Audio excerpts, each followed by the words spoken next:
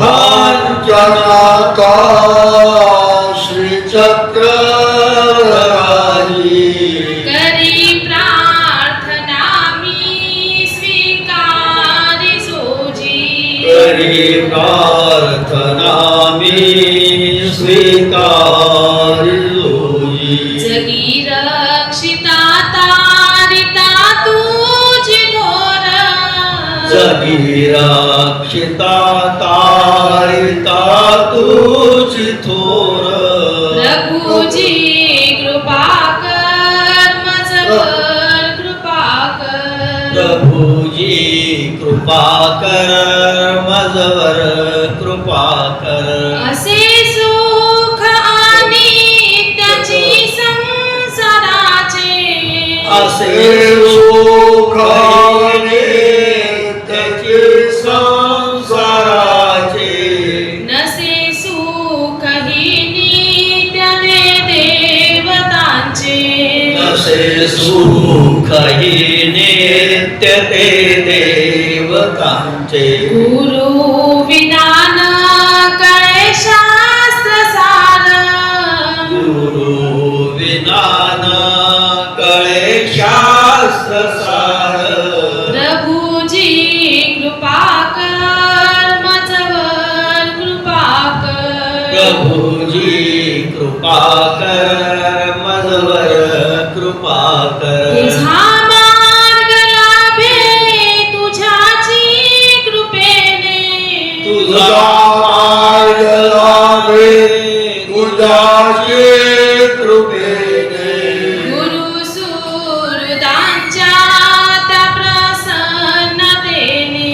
गुरु सुहृदांच्या त्या प्रसन्नतेने अनहंत दोषी आणि गुन्हेगार अनंत दोषी आणि गुन्हेगार प्रभुजी कृपा कर मजवर कृपा कर प्रभुजी कृपा कर मजवर कृपा कर तुझ्या वाचुनी ना जगी कोणी त्राता तुझ्या वाचुनीना जगी कोणी त्राता जीवा प्रेम दाता आणि उद्धार करता जीवा प्रेम दाता आणि उद्धार करता दयाळू मयाळू तू कनवाळू थोर दयाळू मयाळू तू कनवाळू थोर प्रभुजी कृपा कर मजवर कृपा कर प्रभुजी कृपा कर मजवर कृपा कर प्रभुशी नलो विठलो या भवाला प्रभुशीर्णलो विठलो या भवाला अधिक कष्ट अनिष्ट जाळी जीवाला अति कष्ट अनिष्ट जाळी जीवाला न्याय देऊनी शिरी ठेवी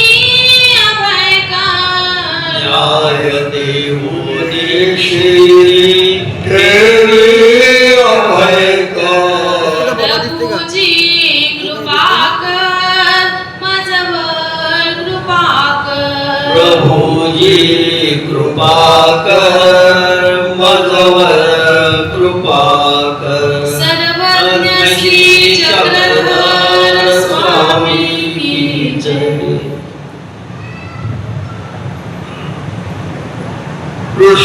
कृष्णात्वदीय पदपङ्कज पञ्जरान्ते अद्यैव मे विशतु मानसराजहंस प्राणप्रयाण समये तपवात वित्तये कण्ठावरोधन विधौ स्मरणं कुतस्ते कंठावरोधनविधौ स्मरणं कुतस्ते। श्री गोपाल कृष्ण महाराज की जय। श्री दत्तात्रेय महाराज की जय। श्री चक्रपाणी महाराज की जय। श्री गोविंद प्रभु महाराज की जय। सर्वज्ञ श्री चक्रधर स्वामी की जय। दंडवत।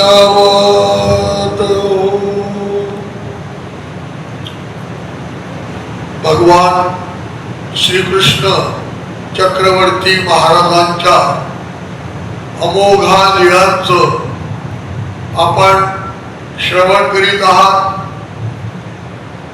या ठिकाणी आपल्या कालच्या प्रवचनामध्ये भगवान श्रीकृष्ण आता थोडे मोठे झालेले आहेत, 8-9 वर्षाचे, आणि त्यांच्या गोकुळामधल्या अनेक प्रकारच्या तक्रारी यशोदेकडे यायला लागल्या, नंदबाबाकडे यायला लागल्या। त्यांचं म्हणणं हे सर्वांनी समजून घेतलेलं असतं आणि त्याप्रमाणे आता गोपाळ कृष्ण महाराजांना गाई वासरं चारण्यासाठी आता वृंदावनामध्ये गोवर्धनाकडे या ब्रजभूमीमध्ये पाठविण्याचा निर्णय शेवटी नंदबाबांनी घेतलेला आहे।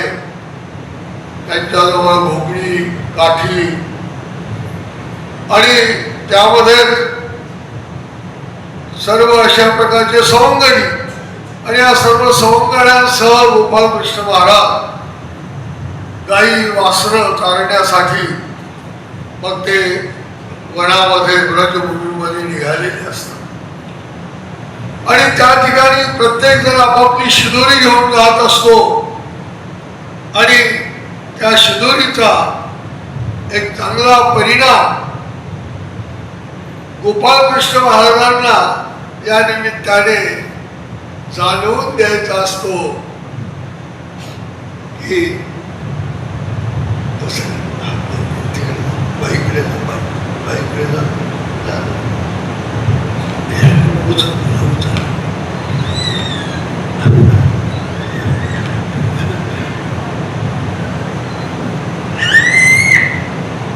दुपारची वेळ झालेली आहे, गाई वासरं सरून राहिलेलं आहे, भरपूर चारा खाऊन ते सुद्धा झाडाखाली विसावलेलं आहे।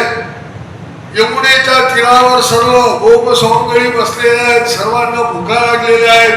म्हटले, हे कृष्णा, आता आपल्यालाही भोजन केलं पाहिजे, आपापल्या शिदोऱ्या सोडून आपण भोजन केलं पाहिजे। भगवान श्रीकृष्ण म्हटले, ठीक आहे, पण आपण एक आगळा वेगळा अशा प्रकारे भोजनाचा कार्यक्रम करू। म्हटले, कसा कार्यक्रम करायचा? म्हटले, सर्वांनी वनामधून पत्रावळी करण्यासाठी मोठाले पळसाचे पान घेऊन या आणि मोठाल्या पत्रावळ्या या ठिकाणी आपण तयार करू आणि त्यावर सर्वांच्या शिदोऱ्या एकत्र करू। म्हणजे भगवान गोपाळ कृष्ण महाराजांचं जे कार्य होतं, या कार्यामध्ये आपल्याला हा एक महत्वपूर्ण अशा प्रकारचा एक सामाजिक दृष्टिकोन त्यामध्ये दिसतो। करायचं नाही तर त्या सर्व पत्रावळी एकत्र करायच्या आणि सर्वांच्या शिदोऱ्या एकत्र करायच्या, आणि त्यामुळे समानतेचा एक संदेश भगवान गोपाळ कृष्ण महाराजांनी या काल्याच्या निमित्ताने दिलेला आहे। सर्वांच्या शिदोऱ्या त्या पत्रावळीवर एकत्र केल्या आणि सर्व अन्न, कोणाची भाकरी असेल, कोणाची चपाती असेल, कोणाचं पिठलं असेल, कोणाची भाजी असेल, हे सर्व भगवान गोपाळ कृष्णांनी स्वतः ते एकत्र करण्याचं कार्य सुरू केलं। केलं. गोपाळांनी म्हटले की तुम्ही सर्वांचा काला करा आणि अशा प्रकारे तो सर्व पदार्थांचा एकत्र काला करून गोपाळ कृष्ण महाराजांनी आपल्या श्रीकराने प्रत्येकाला तो काला, तो प्रसाद सर्वांना दिलेला आहे. आणि सर्वांनी त्या मोठ्या एका पत्रावळीवर प्रत्येकाने आपापल्या समोर तो काला ठेवून भोजनाची सुरुवात केली आहे.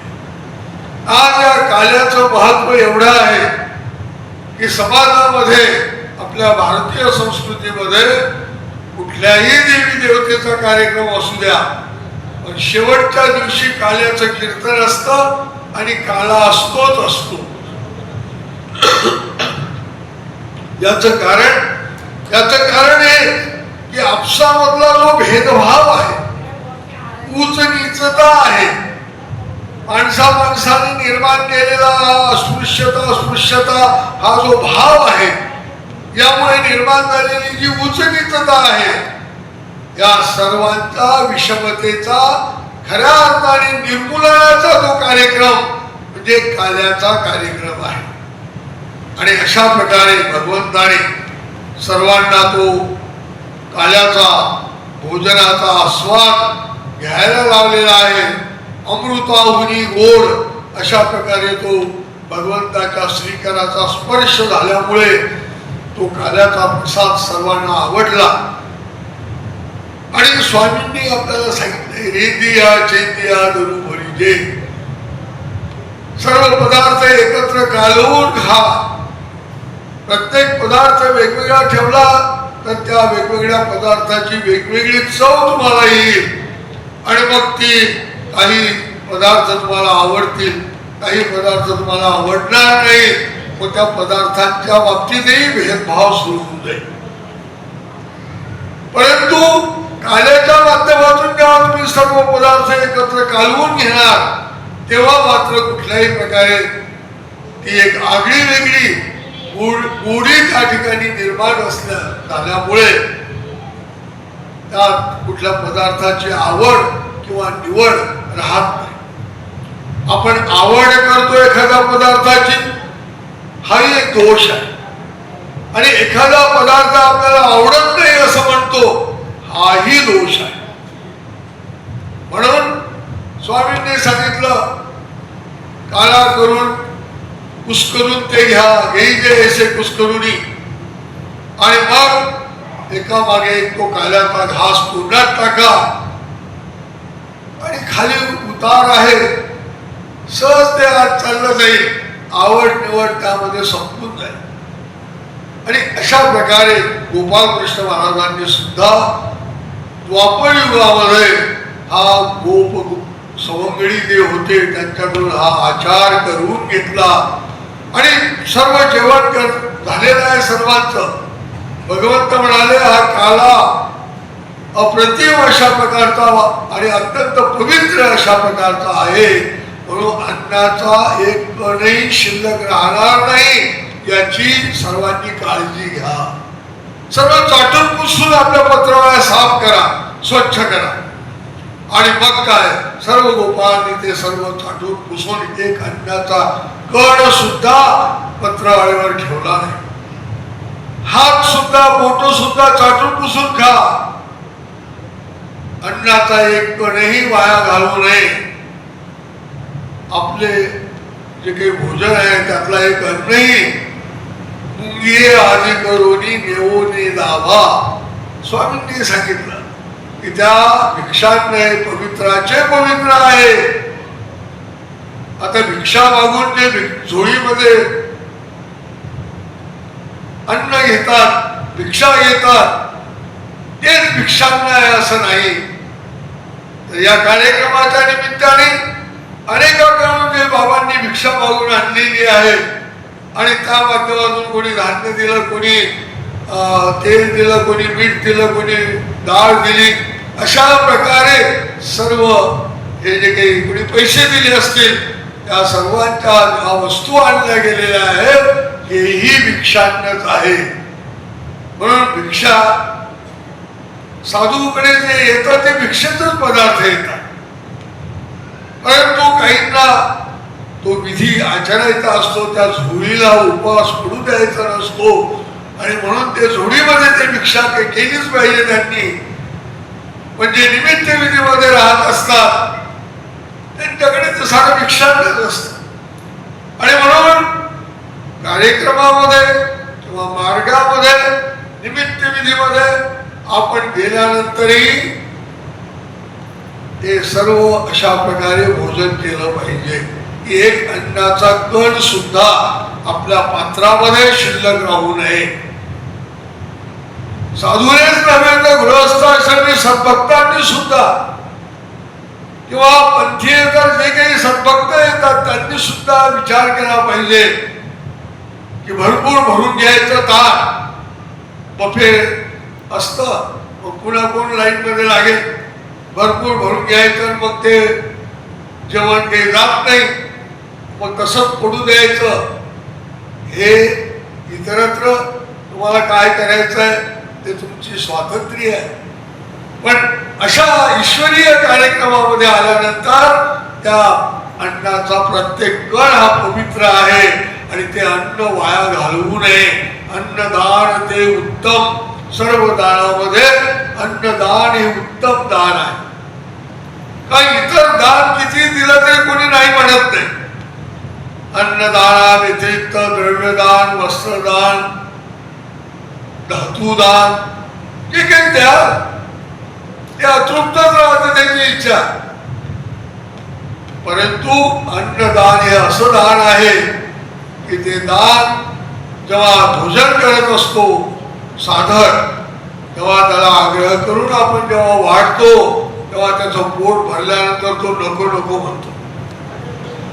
पैसे दिल्यावर नको नको म्हणेल का? नाही. 500 पूजा केली तर 1000 केली असती बरं झालं असतं. 1000 केली तर आता 2 एवढं लांबून आलो किती खर्च आला, 2000 केली असती तर बरं झालं असतं. म्हणजे अतृप्ती कायम आहे इतर दानामध्ये. पण जेवण वाढताना आग्रह केला तर नको, पोट भरलं नाही नाही थोडस घ्या, नको ना नको नको. पुन्हा आग्रह केला तर नाही म्हटलं ना, तुला ऐकायला येत नाही का? सांगायचं तात्पर्य तो घेतच नाही. म्हणून पूर्ण दान जर कुठलं असेल तर ते अन्नदान आहे. आणि अन्नदानाचं महत्व भगवान गोपाळकृष्ण महाराजांनी श्रीमद भगवद्गीतेत सांगितलं आहे. अन्नात भवन्ति भूतानि. अन्न घेतल्यामुळेच प्राणी मात्राची निर्मिती होते. हा गहन सिद्धांत आहे. आपल्या शरीराची जी निर्मिती झालेली आहे हे अन्नामुळे झालेली आहे, आपल्या आई वडिलांमुळे नाही झाली. आई वडिलांनी जे अन्न खाल्लेलं आहे आणि त्यातून त्या सप्त धातूंची निर्मिती झालेली आहे आणि त्यातून खऱ्या अर्थाने आपली निर्मिती म्हणजे जीवात्म्याची निर्मिती नव्हे तर या देहाची निर्मिती झालेली आहे. म्हणून गोपाळकृष्ण महाराजांनी भगवद्गीतेत हा सुंदर सिद्धांत मात्रांची जी काही शरीर आहेत त्यामध्ये मनुष्य योनी असो, पशु, त्रयंच, किडा, मुंगी, कीटक, वनस्पती जे काही सूक्ष्म जीव जीवाणू असतील या सर्वांची निर्मिती ही अन्नातून निर्माण झालेली आहे. आणि म्हणून अन्नात भवन्ति भूतानि, अन्नापासून भूत प्राणी मात्राची निर्मिती होते. आणि भगवान श्री चक्रधर स्वामींनी त्या अन्नाच्या सिद्धांतामध्ये भूत प्राणी मात्राच्या क्षेत्राच्या या सिद्धांतामध्ये अजून वृद्धी करून सांगितलेलं आहे, विस्तार करून सांगितलेलं आहे की हे अन्न अहेतुक भूत भजन ज्ञानाप्रती साधन. तर अशा प्रकारचं अहेतुक भूत भजन म्हणजे मनुष्य प्राण्याच्या ठिकाणी, बहिर्याच्या ठिकाणी, अंतर्याच्या ठिकाणी, देवता विग्रहाच्या ठिकाणी किंवा परमेश्वराच्या इतर अवताराच्या ठिकाणीच पुरीच्या 4 पात्राच्या व्यतिरिक्त जे अवतार आहेत त्या अवताराच्या ठिकाणी जर अशा प्रकारची भोजन क्रिया आपल्याला घडली, भजन क्रिया जर आपल्याला घडली अहेतुक भूतभजन ज्ञानाप्रती साधन, त्यामुळे ज्ञान प्राप्त होण्याचे अधिकार निर्माण होतात. आणि हे भजन जर सहेतुक घडलं, पुण्य हेतूने जर घडलं, तर त्यामुळे मनुष्य देहाची निर्मिती झालेली आहे. म्हणून आपल्याला जे मनुष्य देह मिळालेला आहे, हे सकाम हेतूने भजन क्रिया घडल्यामुळे अशा प्रकारचा लेप आपल्याला प्राप्त झालेला आहे. अमक्याला असं शरीर का प्राप्त झालं, त्या दुसऱ्याला तसंच शरीर का प्राप्त झालं. प्रत्येकाचं शरीर वेगवेगळं आहे. हो, निसर्गाची एवढी किमया आहे, प्रत्येकाचे चेहरे वेगवेगळे आहेत, प्रत्येकाच्या हाताचे ठसे वेगवेगळे आहेत, अंगठ्याचे ठसे, बोटांचे ठसे वेगवेगळे आहेत. किती वैचित्र्य, किती विविधता निसर्गामध्ये आपल्याला दिसून येते. आणि का दिसते? हे सर्व भूतभजनाच्या पात्रामुळे हे सर्व घडलेलं आहे. वेगवेगळ्या पात्राच्या ठिकाणी वेगवेगळ्या व्यक्तीला ते भजन घडलेलं असतं आणि त्या निमित्ताने तशा प्रकारचे देह निर्माण झालेले असतात. व अन्नाचं फार मोठं महत्व आहे. हेच अन्न जर पुरीचे 4 पात्र म्हणजे एक शेवडा परदृश्य अवतार, अच्छादनीचा अमरदृश्य अवतार, अच्छादनीचा परदृश्य अवतार आणि उभयदृश्य अवतार, या 4 पात्रांच्या ठिकाणी जर हे अहेतुक मायापूर भजन प्रेमाप्रती साधन, ते प्रेम प्राप्त करून देणारं ते भजन क्रिया ठरू शकते. मग अन्नाचं फार मोठं महत्व आहे. आणि स्वामींनी सांगितलं अन्नदान ते उत्तम, हे उत्तम दान आहे. काही नसलं चालते माणसाला, काही पैशाची गरज नाही, थोडेसे वस्त्र असले तरी पुरे आहे, राहण्यासाठी थोडस काही निवारा असेल किंवा झाडाकडे खाली किंवा जगू शकतो माणूस. पण अन्न मात्र अत्यंत आवश्यक आहे. अन्न पाणी ह्या अत्यंत महत्वाच्या गोष्टी आहेत. म्हणून या ठिकाणी गोपाल कृष्ण महाराजांनी काल्याचा हा जो सिद्धांत सांगितला, अन्न राहणीमध्ये सुद्धा, कर्म राहणीमध्ये सुद्धा, दैव राहणीमध्ये सुद्धा जेव्हा समापन कार्यक्रम असतो तेव्हा कालाच असतो. आणि पंचअवतार उपारही काल्याचंच एक रूप आहे. नाना प्रकारचे पक्वान्य एकत्र केलेले असतात आणि ते सारे पदार्थ परमेश्वराला अर्पण करायचे आणि मग तो प्रसाद सर्वांनी घ्यायचा. काल्याचा असतो. तर सांगायचं तात्पर्य अशा प्रकारे गोपाळकृष्ण महाराजांच्या चरित्रामध्ये काल्याचं फार मोठं महत्व आहे. आणि कुठल्याही देवी देवतेचा हनुमंताच्या मंदिरात कार्यक्रम असेल, महादेवाच्या मंदिरात असेल, रामाच्या मंदिरात असेल, पण तिथे कीर्तन मात्र काल्याचं असतं शेवटचं. म्हणून काल्याचं फार मोठं महत्व भगवान श्रीकृष्णांनी त्या ठिकाणी सांगितलेलं आहे. वनामध्ये भगवान श्रीकृष्ण महाराज गायींना चालून राहिलेले आहेत आणि मग इकडे कंसासूर चिंतित झालेला असतो.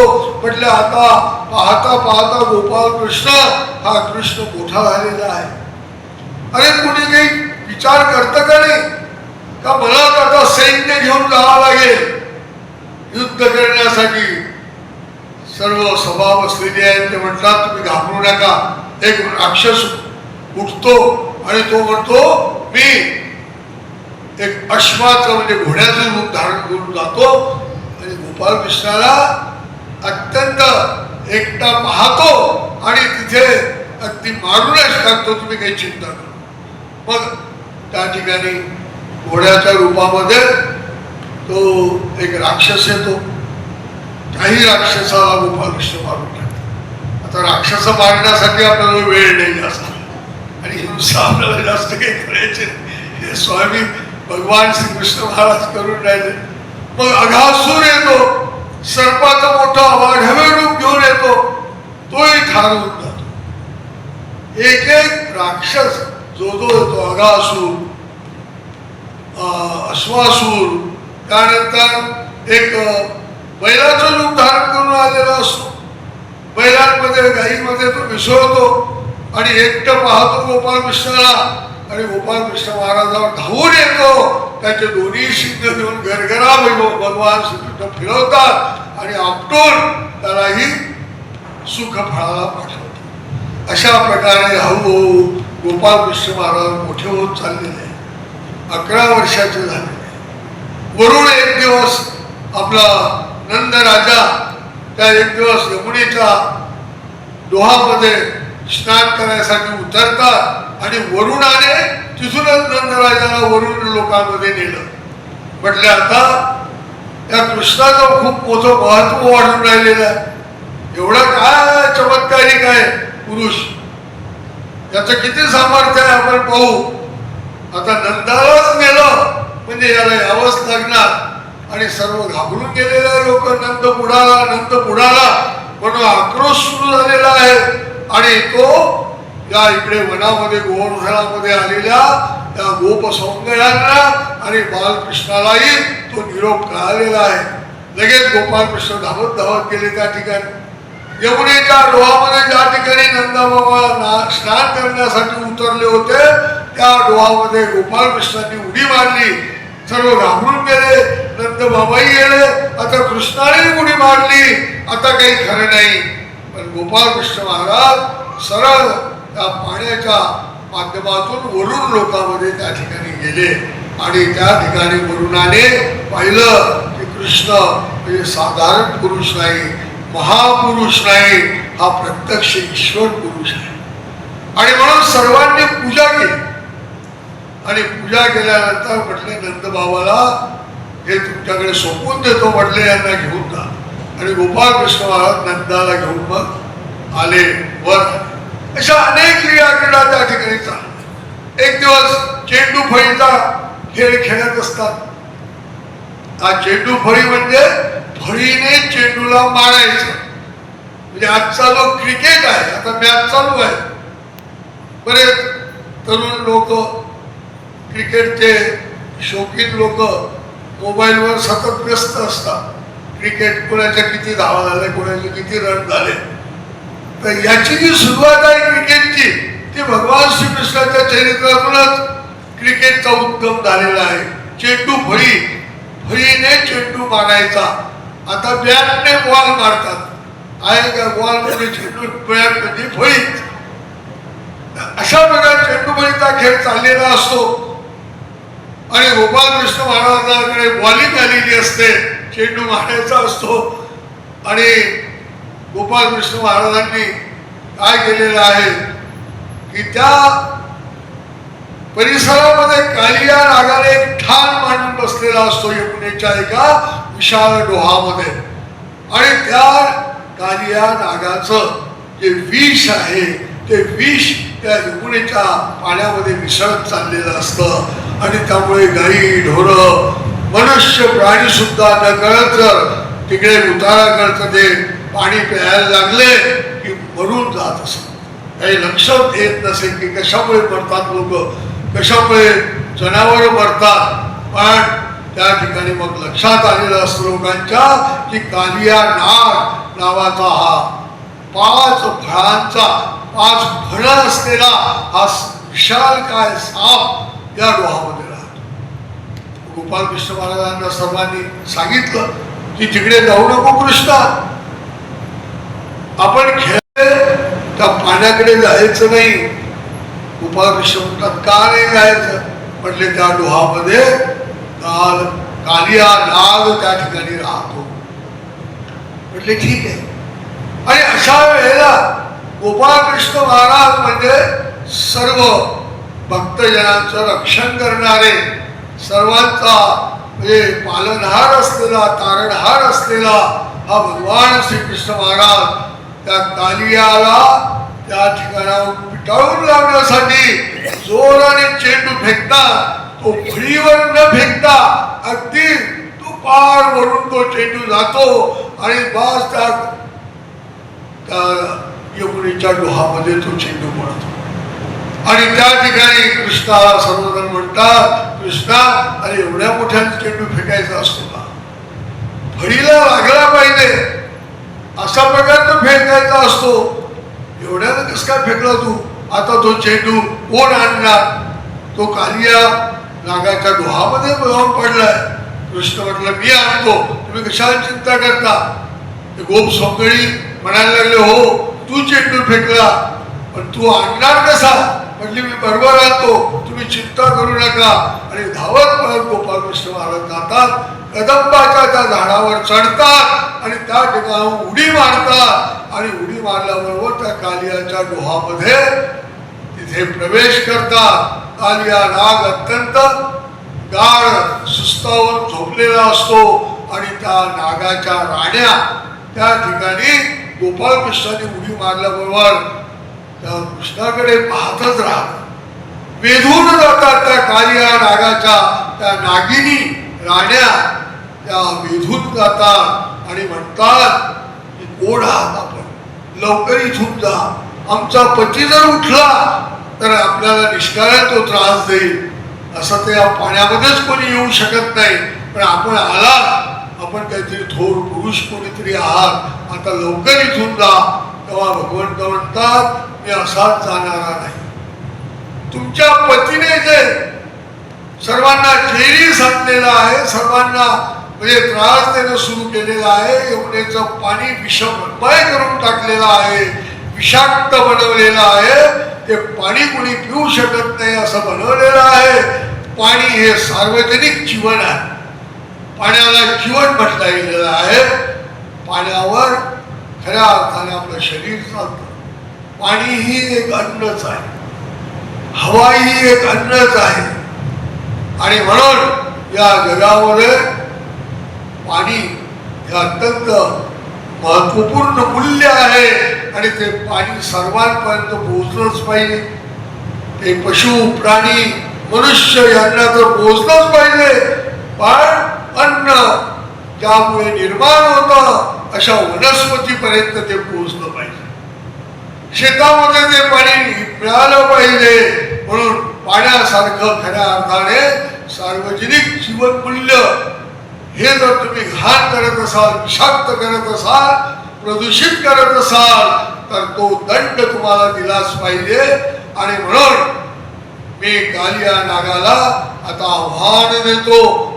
आणि गोपाळकृष्णाला आव्हान दिलं आणि आव्हान दिल्याबरोबर तो चौकाळून गोपाळकृष्णाच्या अंगावर 5ही फण्यांनी आक्रमण करतो. पण गोपाळकृष्ण महाराज 5ही फण्या आपल्या कवटाळून जोरात त्याला आपटतात त्या ठिकाणी आणि आपल्या सामर्थ्याने बहुबळाने त्याला गार करून टाकतात आणि तात्काळ तो कालिया अगदी गार होऊन जातो. शेवटी हा मरतो की काय असं त्याच्या राण्याला वाटायला लागतं आणि त्या सर्व राण्या त्याच्या 4ही राण्या हात जोडून कृष्णाची प्रार्थना करतात. हे भगवंता आपण साधारण पुरुष नाही, महापुरुष नाही, आपण ईश्वर पुरुष आहात आणि म्हणून आमच्यावर दया करा, आम्हाला वैधव्य प्राप्त होऊ देऊ नका, आमच्या पतीला सोडा. आणि तेव्हा भगवान श्रीकृष्ण महाराज त्या कालियाला सोडतात. तेव्हा कालिया नतमस्तक होतो आणि म्हणतो हे भगवंता आपल्या सेवेची मला संधी द्या.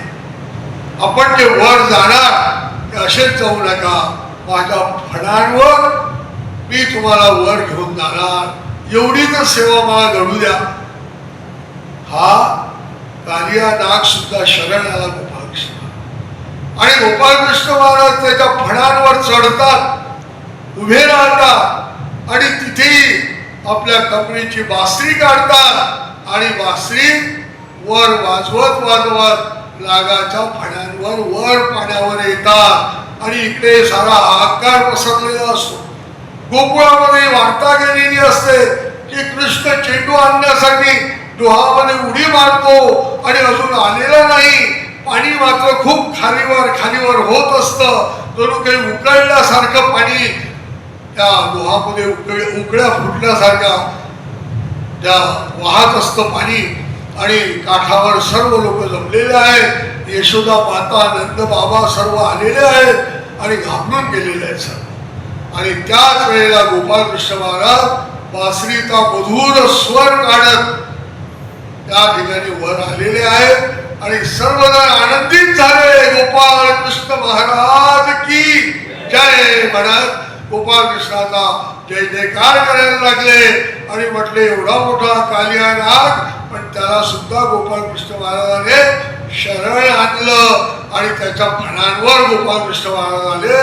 त्या कालिया नागाने काठावर गोपाळ कृष्ण महाराजांना सोडलं आणि कृष्णाने सांगितलं, हे कालिया नाग, आता या ठिकाणी राहायचं नाही, तुला आता पार या यमुनेच्या माध्यमातून सरळ समुद्राकडे तुझा प्रवास कर.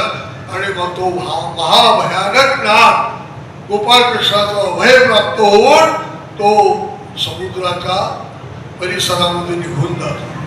अशा प्रकारे लोकोपयोगी कामं, लोककल्याणकारी कामं भगवान श्रीकृष्ण महाराजांनी त्या ठिकाणी केलेले आपल्याला दिसतात. आणि अनेक असुरांना पराजित केलेलं असतं. आणि अशाच प्रकारे एक दिवस एक भली मोठी सभा गौरी लोकांची भरलेली असते आणि सर्व सभा बसलेली आहे. गौरगणामधले प्रमुख मुखिया, प्रत्येक त्या विभागाचे सर्व त्या सभेला आलेले असतात. आणि गोपाळ कृष्ण महाराजांना अनेक संकटामधून परमेश्वराने तारलं. म्हणून नंद बाबा सर्वांना म्हणतो की या वर्षी आपण प्रत्येक वर्षी इंद्रपूजा करतच असतो.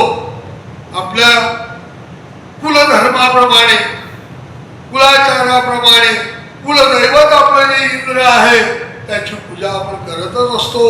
परंतु या वर्षी फार मोठ्या प्रमाणामध्ये आपल्याला इंद्रपूजा करायची आहे आणि म्हणून ती बैठक बसलेली आहे. आणि इकडे सर्व जे गोपाल आहेत, गोपाळ कृष्ण आहेत, त्या सर्वांना म्हणताय तर तुम्ही एक गाई घेऊन चाललेला. म्हटले तुम्ही कशासाठी बसल्या? म्हटले आमची सभा आहे. म्हणले सभा कशासाठी आहे?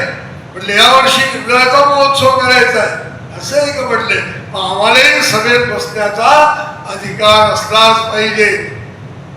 ते पहा, त्या ठिकाणी गोपाळ कृष्ण महाराज म्हटलात आज आम्हाला सुट्टी, गाईंना ठिकाणावर ती सभा संपेपर्यंत चारा द्या आणि आम्ही सुद्धा सभेला येणार.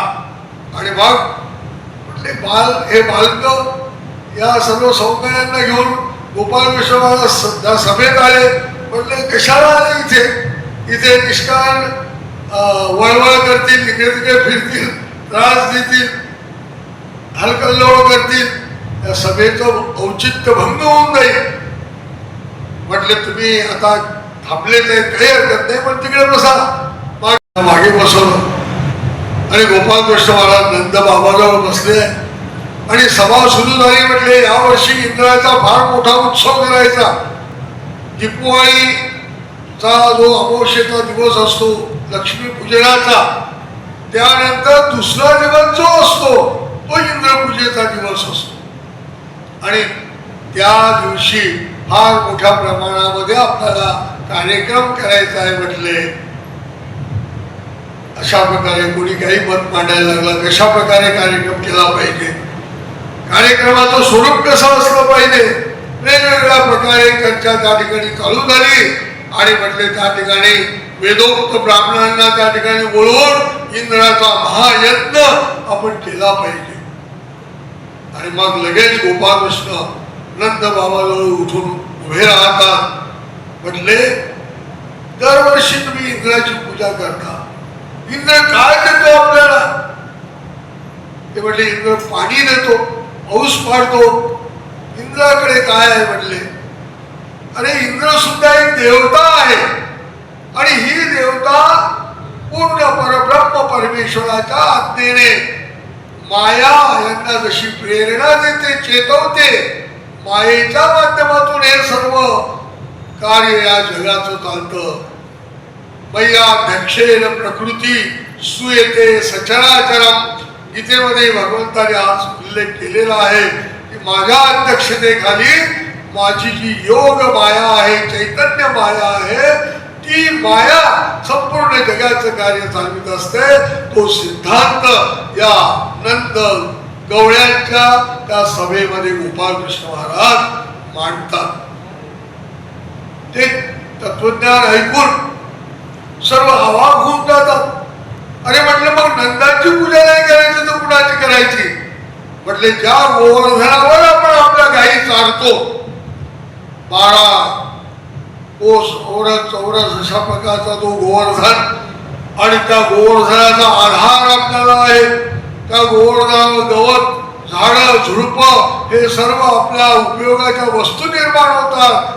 आणि गोपाळकृष्ण महाराजांच्या चरणस्पर्शाने पवित्र झालेला हा गोवर्धन पर्वत, आणि त्या ठिकाणी भगवान श्रीकृष्ण महाराज सर्व गवळ्यांना सांगतात की आजपर्यंत तुम्ही इंद्राची पूजा केली, काय मिळालं तुम्हाला? म्हटले आपला कुलधर्म आहे, कुलाचार आहे. म्हटले कुलधर्म किंवा कुलाचार किंवा चालीरीती, रूढी परंपरा ह्या जर अनिष्ट परंपरा असतील, अंधश्रद्धात्मक विधी असतील, तर यांचा सुद्धा त्याग केला पाहिजे.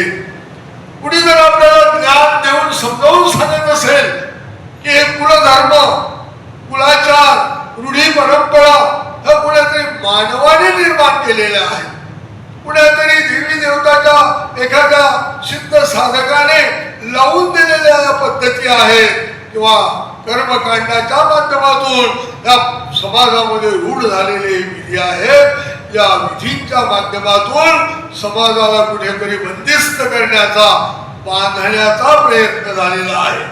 यांनी वळवळ करू नये. जास्त जसं सांगितलं तसं ऐकावं आणि त्याच्यामध्ये गुंग राहावं. आणि म्हणून कृष्ण म्हणाले की मी तुम्हाला सांगतो आता. आणि तोपर्यंत कृष्णाचा प्रताप, त्याचं कृष्णाचं तेज आणि कृष्णाची शक्ती, कृष्णाचं सामर्थ्य लोकांच्या लक्षात आलेलं असतं. हा कृष्ण साधारण नाही. हा जे सांगतो यामध्ये सुद्धा फार मोठी ताकद आहे, फार मोलाची गोष्ट कृष्ण सांगून राहिलेला आहे. आणि याचं आपण ऐकलं पाहिजे. नंद बाबा म्हणतात, सांग बाळा सांग, तुझा काय विचार आहे? कुणाची पूजा करायची? मग कोण देवता श्रेष्ठ आहे? म्हणजे कुणाच देवतेची पूजा करायची नाही. परमेश्वर अवतार धारण करून अन्यथा ज्ञान आणि अज्ञान दूर करण्याचा प्रयत्न करत असतात. ते कार्य भगवंताने आता सुरू केलेलं आहे. आणि सर्व गवळी लोकांना सांगितलं की आता गोवर्धनाची पूजा आपल्याला करायची. म्हणजे गोवर्धनाची सर्व हसायला लागले. गोवर्धन आहे, डोंगर आहे, आणि त्याची कशी काय पूजा करायची? तो पूजा कशी काय आपली स्वीकार करणार? ती काही देवता आहे का? अरे म्हटले, तुम्ही एक आदेश, जो ईश्वराचा आदेश आहे तो मानण्याचा प्रयत्न करा. आणि असं सांगितल्यानंतर गोपाळकृष्ण महाराजांचे वाक्य सर्वांनी प्रमाण मानलेलं आहे. आणि मग गोवर्धन पूजा त्या ठिकाणी त्या निश्चित होते की दिवाळीच्या दुसऱ्या दिवशी गोवर्धन पूजेचा कार्यक्रम आपल्याला करायचा. आजही ती गोवर्धन पूजा बच्चा गावामध्ये पहा.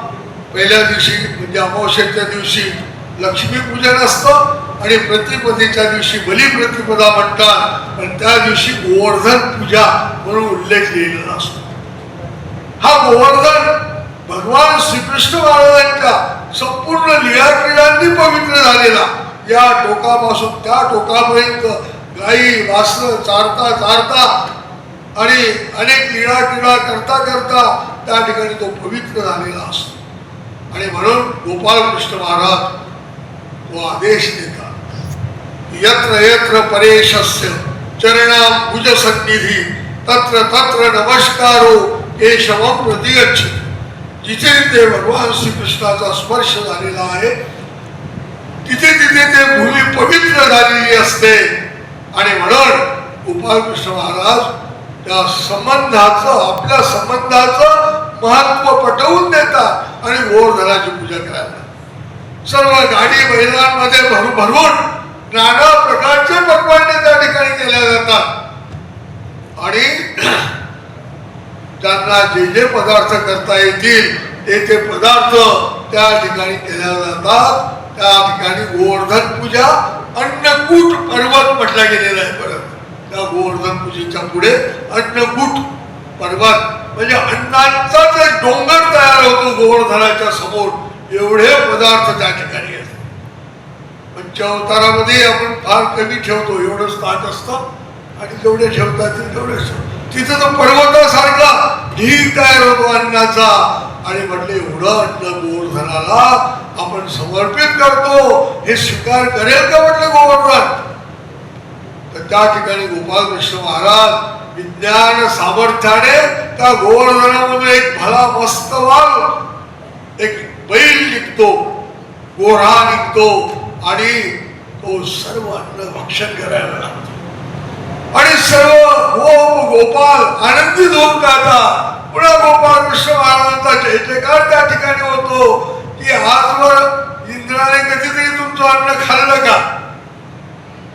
पण गोवर्धन मात्र बैल होऊन त्या ठिकाणी तुमचं सारं अन्न खाऊन राहिलेलं आहे. आणि तो अवसर त्या ठिकाणी पाहून राहिलेले आहेत ते आणि आनंदित झालेले आहेत सर्व. पण या आनंदावर लगेच विरजन पडलं. इंद्र कोपला की दरवर्षी माझी पूजा करत होते, आता गोवर्धनाची पूजा. नवीनच काहीतरी टूम काढली त्या लोकांनी, ज्यांची भजिता आपण केली पाहिजे. पण इंद्र कोपला आणि त्यांनी सोंडाधारी पाऊस पाडण्याची आज्ञा केली. मुसळधार पाऊस त्या ठिकाणी सुरुवात झाला. सर्वांचा आनंदावर विरजन पडलं. आनंदाची जागा आता दुःखाने घेतली आणि कृष्णाला सर्व लोक दोष द्यायला लागले की कृष्णा आणि तुझं ऐकलं म्हणून ही भजिता आमची झाली. म्हटले इंद्र कोपला, आता आपण सर्व वाहून जाणार. एवढा मुसळधार पाऊस पडतोय. तशाही अवस्थेत कृष्णाने सर्वांना धीर दिला.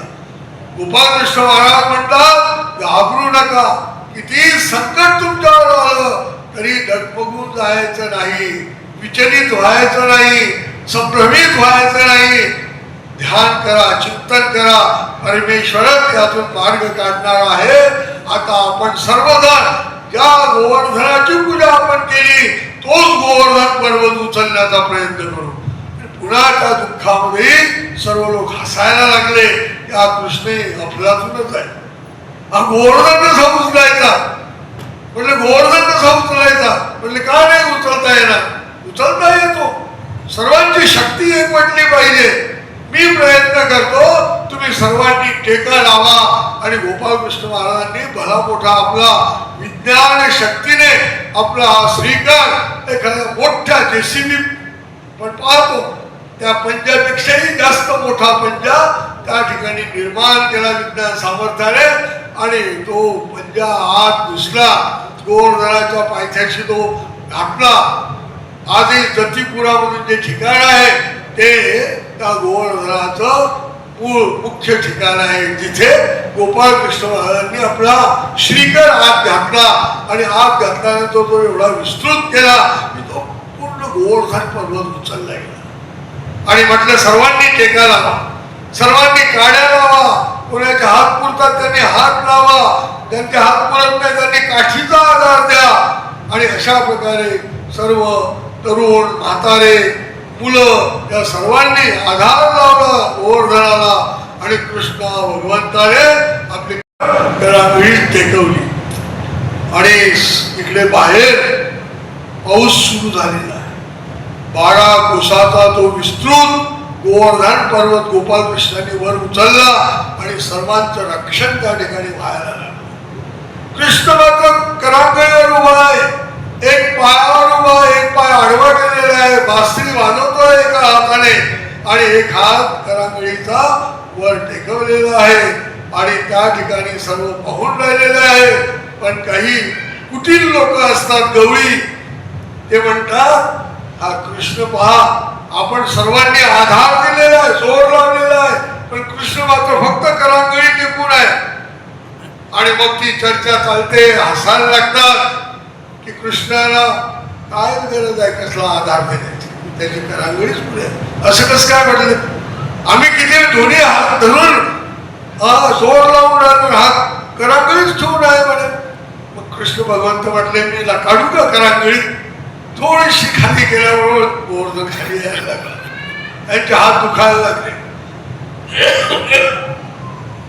आणि मग म्हणतात कृष्णा, अरे आम्ही कोणीच नाही, हे सर्व उचलणारा, हा भार उचलणारा तू आहेस. आणि या माध्यमातून गोपाळ कृष्ण महाराजांनी एक संदेश आपल्याला दिलेला आहे की समाजामध्ये काम करत असताना कृष्ण तुमच्याजवळ आता येणार नाही करांगडी लावायला. आता प्रत्येकाला एकत्रपणे काम करावं लागणार आहे, सर्वांना मिळून हा गोवर्धन पर्वत उचलावा लागणार आहे. म्हणून कुठलेही धर्म कार्य करत असताना परमेश्वराचं साह्य जरूर प्राप्त होतं, पण सर्वांचा जेव्हा हातभार लागेल तेव्हा परमेश्वराचं साह्य प्राप्त होतं. आणि म्हणून हा संदेश दिलेला, आणि संदेश देताना अजून एक महत्वाचा संदेश दिलेला आहे की कुणाला तरी श्रेष्ठ नेता मानणं गरजेचं आहे. म्हणून सर्वांनी कृष्णाला मानलं, तसं कुणीतरी काम करणारा एक निमित्त बनला पाहिजे, आणि त्या निमित्त बनणाऱ्याने ते सर्व कार्यभार आपल्या शिरावर घेतलं तर सर्वांचा आधार लागू शकतो. प्रत्येकानेच म्हटलं की तोच का करतो, मी का करू नये, त्याच्याजवळ पैसे देतो, माझ्यावर का देत नाही, अमकच का होत नाही, तमकच का होत नाही. या ठिकाणी भगवंताने सांगितलं की एकाला तुम्हाला महत्व मानावं लागणार आहे. निमित्त मानिजे, आमच्या स्वामींनी सुद्धा सांगितलं, ज्याला कोणाला आम्ही निमित्त केलेलं आहे. अर्जुनाला भगवंत म्हणतात तुला मी निमित्त करतो आहे, निमित्त मात्र भवसव्य साचिन. तू निमित्त हो, आणि तुझं निमित्त होत नसेल तर दुसरं कोणीतरी होईल, पण तुझ्याकडे आलेली ही संधी तू का गमावतो, तुझ्याकडे आलेला हा चान्स तू का सोडतो, तूच निमित्त हो. म्हणून जो निमित्त झालेला असतो त्याला सर्वांनी हातभार लावायचा असतो. गणिताचा सिद्धांत आपल्याला हेच सांगतो, एकचा आकडा आहे, एक या अंकाची किंमत एकच आहे,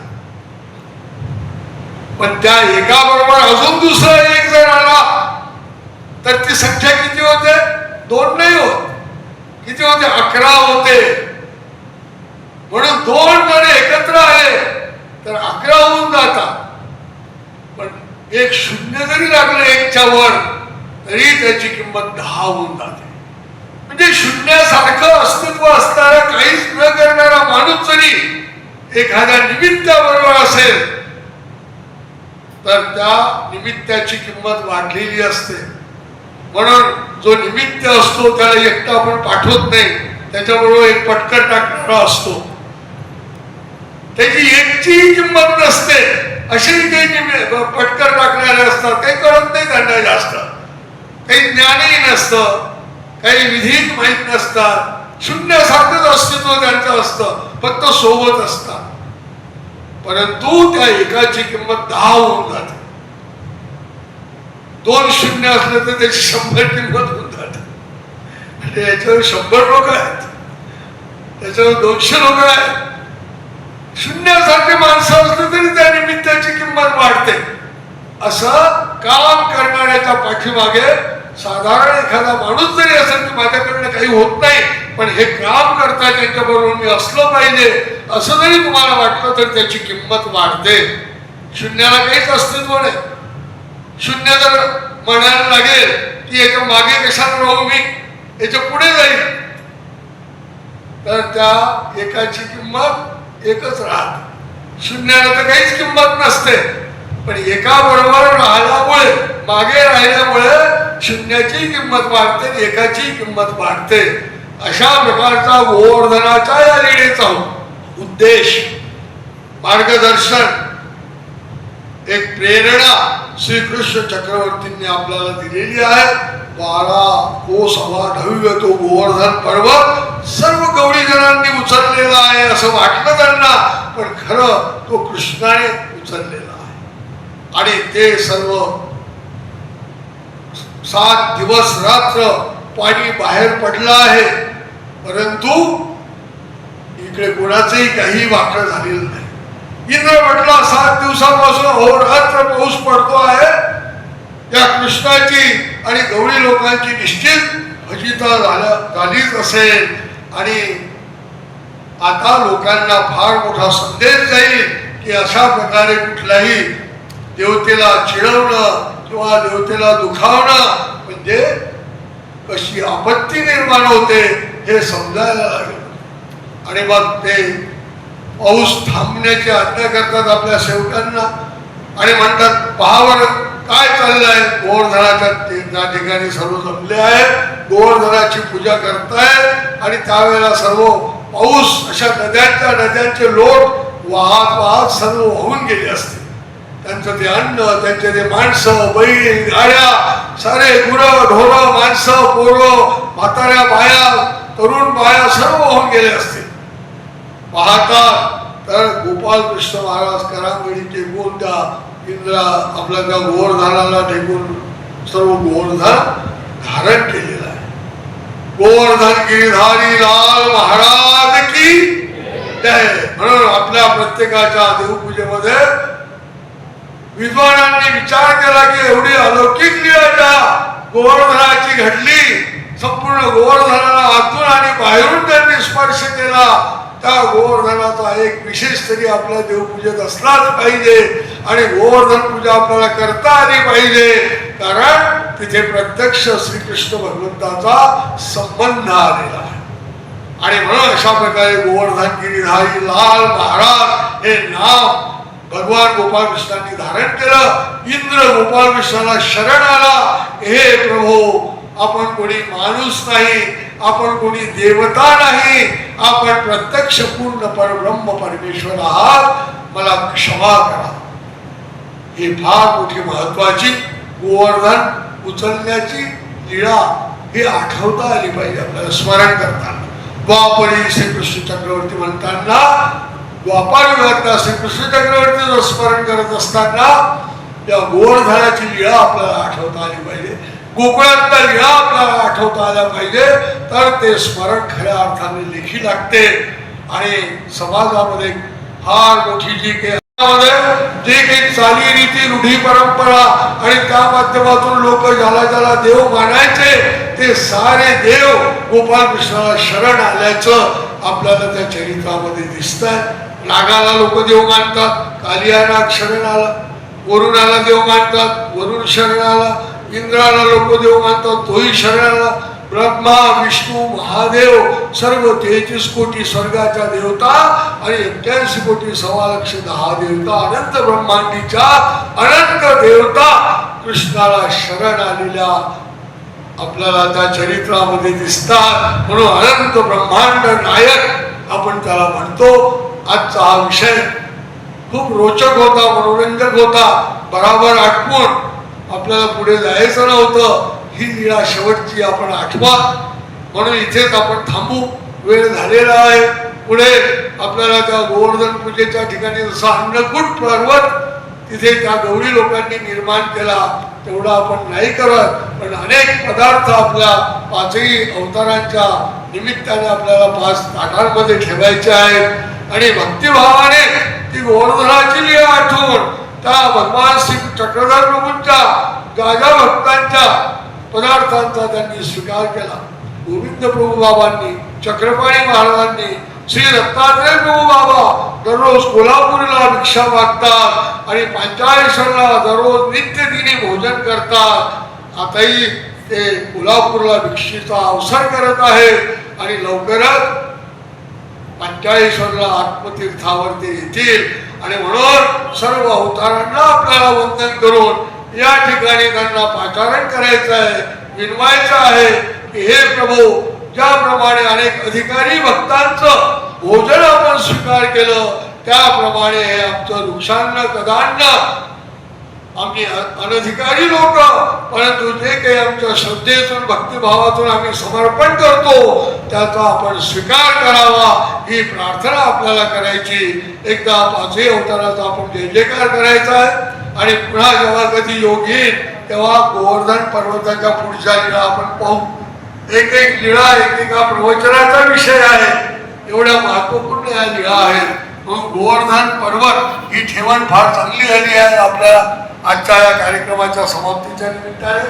सर्वांनी अत्यंत तल्लीन होऊन प्रतिसाद देऊन हे सर्व श्रवण केलं याबद्दल सर्वांना खूप खूप धन्यवाद देतो. सर्वांना हार्दिक शुभेच्छा देतो.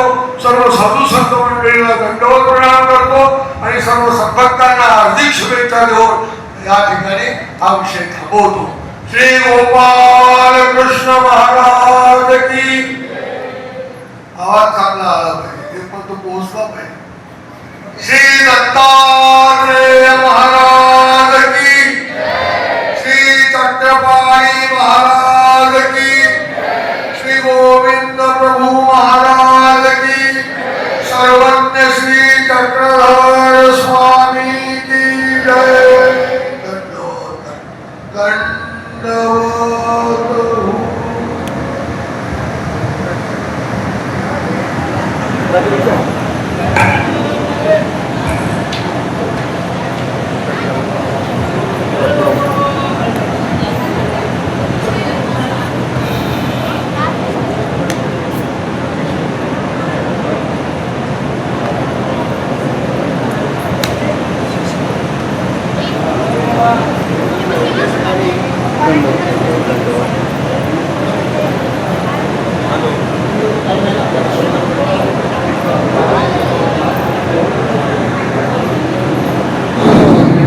जेवता उपहाराची तयारी होत आहे.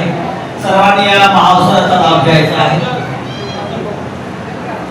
प्रार्थना बनसोड आणि